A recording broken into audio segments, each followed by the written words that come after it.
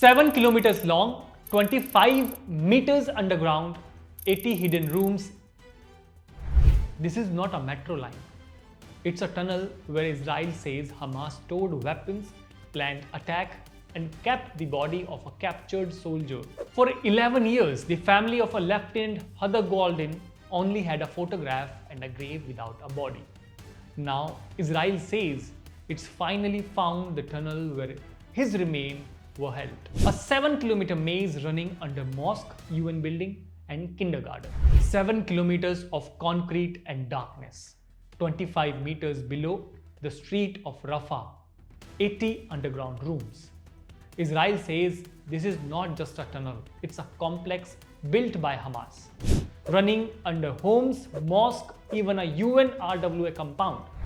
And it's here the body of Lieutenant Hadar Goldin was allegedly held for years. Hi, I am Samaksh and this video we are unpacking 3 big questions. Why did Israel dig out in Gaza? How is this linked to a soldier killed back in 2014 war?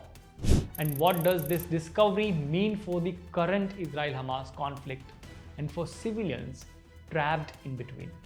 So let's start with the basic facts from Israel's own statement. The Israel Defense Ministry, or the IDF, said they have uncovered one of the Gaza's largest and most complex underground routes.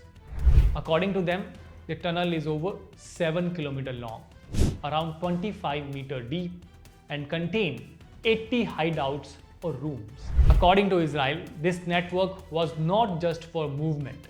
It was used by senior Hamas commanders to store weapons, plan attack, and even live or extend their stays underground during the war.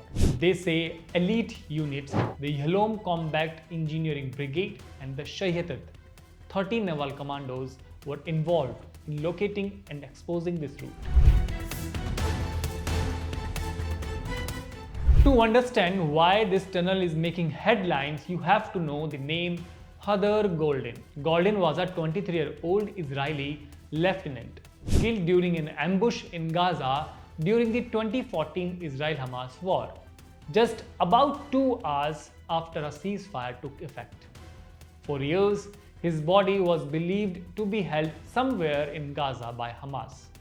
His family campaigned relentlessly, saying Israel had a moral obligation to bring him home. Earlier this month, after more than a decade, Israel announced that it had received Goldin's remains and identified them.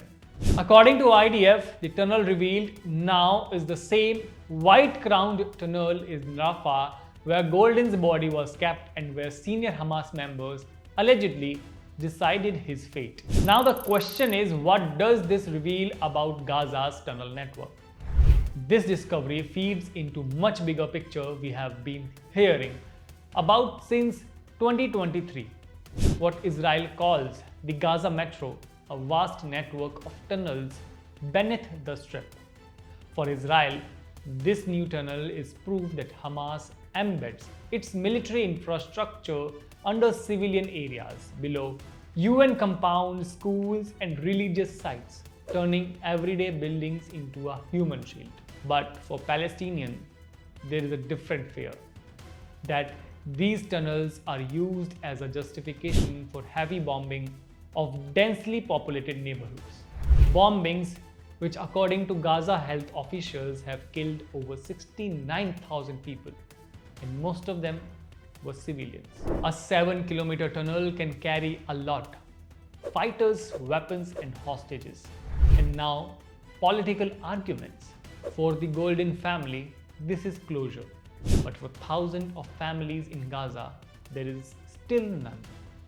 And for the rest of the world, the question is this: how do you fight a war that is underground without destroying the lives above it? I'm Samaksh.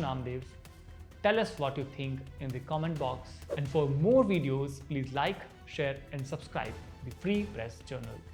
Stay tuned, stay away.